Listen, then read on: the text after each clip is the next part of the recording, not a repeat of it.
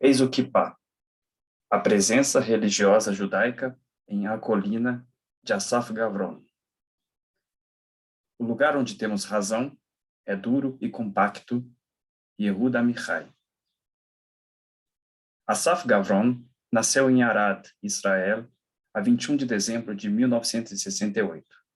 Entre outros títulos, ele publicou Ais, 1997, Ataque de Crocodilo, 2006, Hidromania, 2008, Moving, 2010, A Colina, 2013 e 18 Chibatadas, 2017. Em suas histórias, Asaf Gavron apresenta uma série de objetos que, invariavelmente, se inscrevem na tradição religiosa judaica. O kippá, um desses elementos, é uma cobertura para a cabeça, tradicionalmente usada por homens como sinal de respeito a Deus, como mencionado no Talmud. Cobre a sua cabeça para que a reverência dos céus esteja sobre ti. A primeira referência a essa cobertura aparece no livro de Êxodo, no capítulo 28, versículos 36 a 38. E estará sobre a fronte de Arão, e levará a Arão a iniquidade dos sacrifícios sagrados que santificarão os filhos de Israel em todas as suas dádivas sagradas. E estará sobre sua fronte sempre, para que elas sejam aceitas diante do Eterno. O kippá, mencionada 37 vezes no romance A Colina, de Gavron, como veremos, em certa medida, dialoga com o aspecto religioso e bíblico do objeto. A narrativa A Colina trata de um pequeno assentamento formado sem a permissão oficial do Estado de Israel, denominado Ma'ale Hermesh Gimel, traduzido como Colina Foice 3.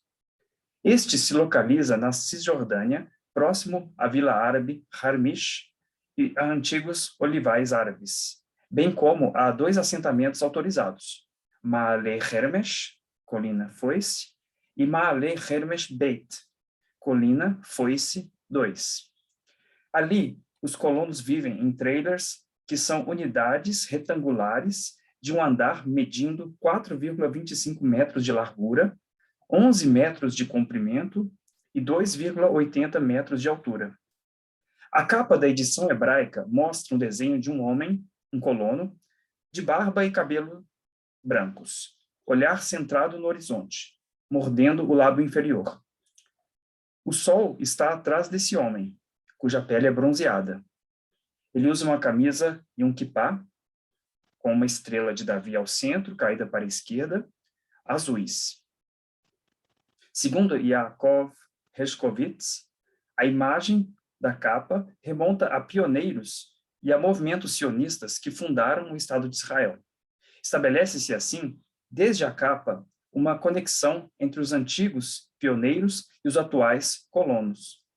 Seriam ambos metonímias do sionismo, conceito criado por Nathan Birnbaum em 1892, que prega, basicamente, o retorno do povo judeu a Israel.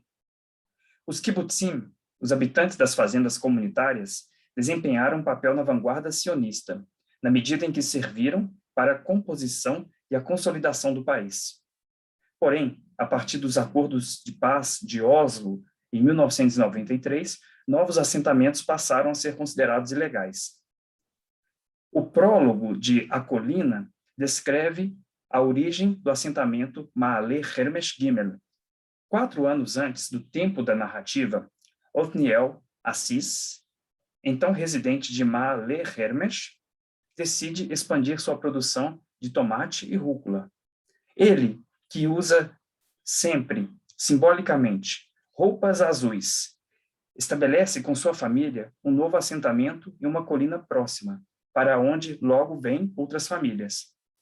As Forças de Defesa de Israel, FDI, estabeleceram, a partir daí, um posto para a proteção dos residentes contra possíveis ataques árabes, enquanto o governo decide o destino do lugar.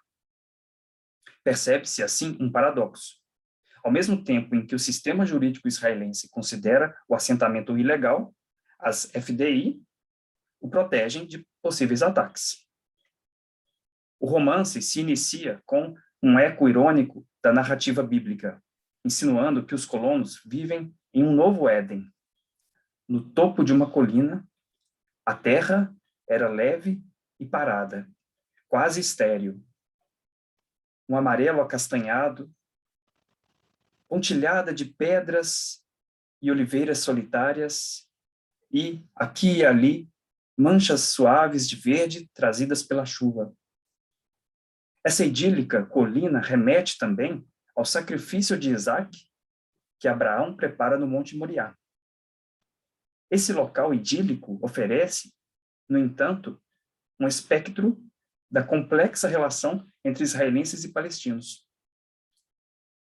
Cortando o centro do topo da colina, corria uma estrada estreita e acidentada de faixa única.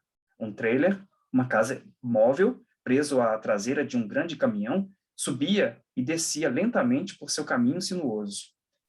Um táxi palestino amarelo com uma placa verde avança impacientemente atrás. E depois que o táxi passou por um velho Renault Express branco empoeirado, sua janela traseira exibia adesivos que diziam: "Meu Golani não expulsa judeus. Hebron, agora e para sempre." E trazer os criminosos de Oslo à justiça.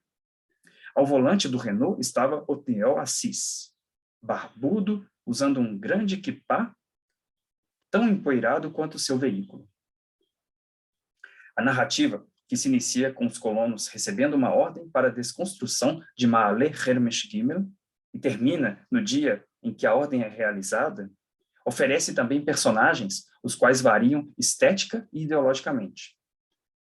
Dentre os residentes do lugar estão os personagens centrais, os irmãos Gavriel Nehushtan, que trocou o sobrenome estrangeiro Cooper para a forma Nehushtan, e Roni Cooper.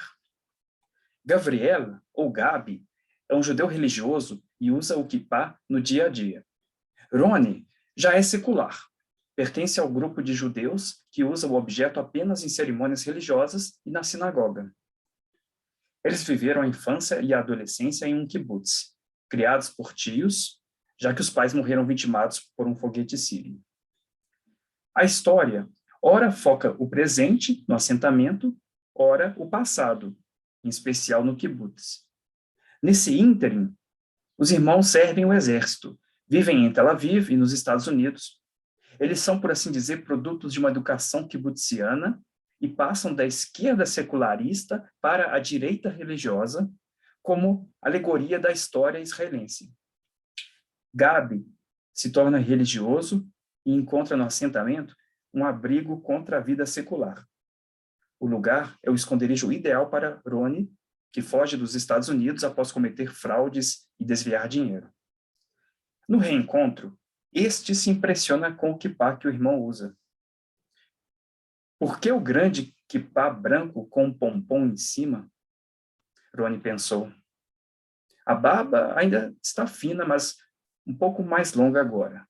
E essas peot não são apenas para pessoas do bairro ultra-ortodoxo, Mea Shearim? Ele admitiu para si mesmo, no entanto, que o visual combinava com seu irmão. A observância religiosa parecia sentar-se naturalmente em sua constituição robusta, combinar com o marrom sonhador de seus olhos e sua pele clara.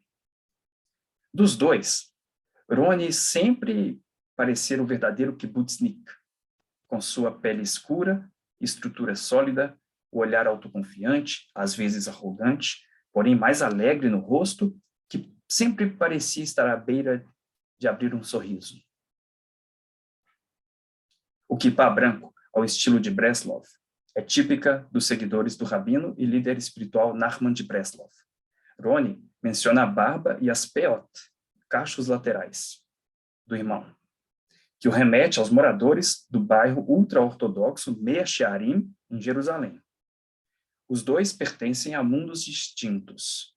Roni identifica na biblioteca do irmão o Zohar, o Shulchan Aruch, compilações de sermões e escritos do rabino Nachman de Breslov, o Guia para os Perplexos, Orot, do rabino Abraham Isaac Kook, livros que se inscrevem na tradição religiosa judaica. Essa biblioteca marca, assim, a referência da tradição judaica que impregna a vida religiosa de Gabi. Roni cria, na sequência, uma parceria com Musa Ibrahim, residente de Harmish.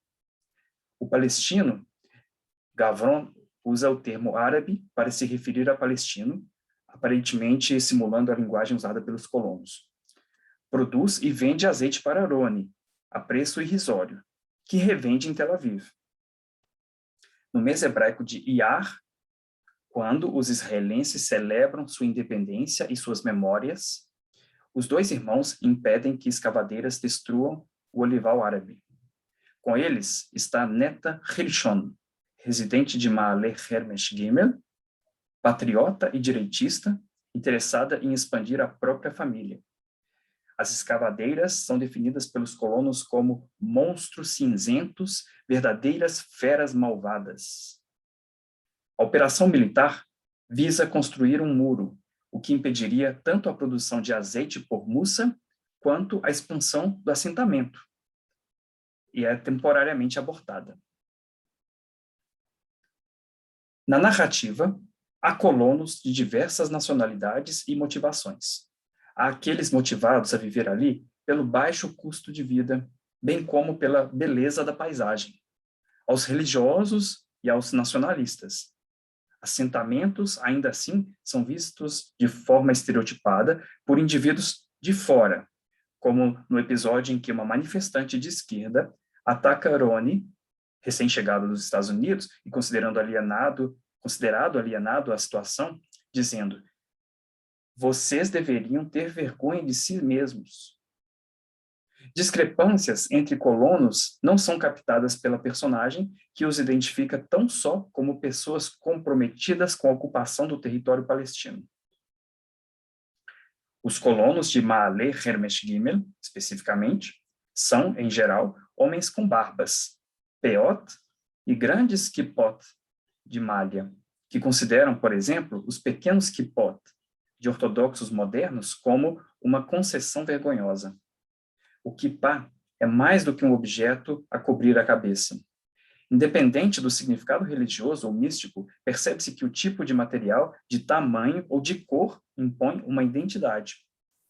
Yakir, por exemplo, tem 15 anos e é filho de Otniel e Rachel Assis, casal fundador do assentamento. Ele lida com os pedidos da colônia na internet e, sem que ninguém perceba, passa horas conectado ao Second Life, um jogo no qual o participante projeta um avatar pessoal que interage virtualmente com outros jogadores. O avatar de Yakir é um colono de barba longa que interage com judeus sionistas religiosos em uma ilha denominada Renovação, onde erguem uma sinagoga e oram. Nessa ilha virtual, Yakir conhece o Rei Meir, o seu favorito avatar de espessa barba preta e kippá branco, líder indiscutível do grupo nas discussões e decisões.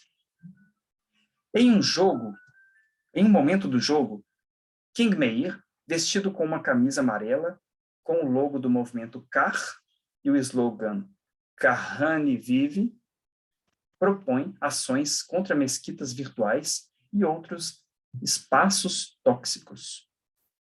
A narrativa faz, assim, referência a um grupo judaico radical que apregoa a anexação da Palestina e a construção ilimitada de assentamentos. Essa ideologia é defendida por avatares que seguem os ensinamentos do rabino Meir Kahane, identificado no jogo como Rei Meir. É uma pena não podermos lançar uma pequena bomba lá, escreveu King Meir. Seus olhos, cabelo e barba eram pretos. Seu kippá, amarelo, e sua camisa com o logotipo do punho do movimento Kar, também amarela. E aqui passa por uma crise de identidade e encontra na internet referências culturais que não pode compartilhar com a família, em especial por temor ao pai. Afinal, se há um lado positivo na aparência do colono, com o largo kippá e barba e tzitzit, franjas do chale ritual, e sapatos de trabalho enlameados, é que quando ele faz uma cena, ele é levado a sério. E aqui ele está curioso com o estilo de vida de pessoas seculares e esquerdistas. Está descontente com a vida solitária na colina. Para o narrador, e de lá não demorou muito para comprar uma quipá menor em Jerusalém para substituir o largo quipá, de lã como a do papai. Papai não percebeu. Gilit, sim. Deu uma risadinha e perguntou se ele tinha enlouquecido, se ele era um daqueles religiosos aguados, cujos quipot mal se veem, se ele estava com vergonha. Envergonhado de jeito nenhum. Mas ele continuou a ler muitas coisas interessantes. Ele observou Gitit quando ela voltou da escola religiosa e, de repente, tudo pareceu estranho para ele. A facilidade de saber o que é certo, a dificuldade de questionar. No fim da narrativa, no feriado judaico de Purim, a colina se torna um verdadeiro palco de guerra entre árabes, colonos e soldados, com direito a gás lacrimogêneo, pedras arremessadas e pneus queimados. Soldados postados, escavadeiras, começam a demolir o primeiro trailer, interrompidas pela neve que cai em cima de todas as cabeças, trazendo paz momentânea à colina. Os irmãos se separam. Gabi, com seu kippá, reconstrói o assentamento e Roni retorna a Tel Aviv. O kippá define, desse modo, estética e ideologicamente, tanto na vida do assentamento quanto no jogo, a identidade dos personagens de A Colina. Ele não é meramente uma cobertura para a cabeça desprovida de significado político e religioso. Ele é capaz de expressar, sem palavras, a identidade de quem a usa, suas opiniões, suas paixões e seus sentimentos. Nele estão consubstanciadas tradições e também novos posicionamentos que precisam ser tomados. Em um contexto de racismo, guerras, fundamentalismo religioso, extrema esquerda, extrema direita, eis o solidel de Asaf Gavron a convidar o leitor a pensar que a tolerância, consequentemente a paz, deveria, como na canção, estar sobre todos.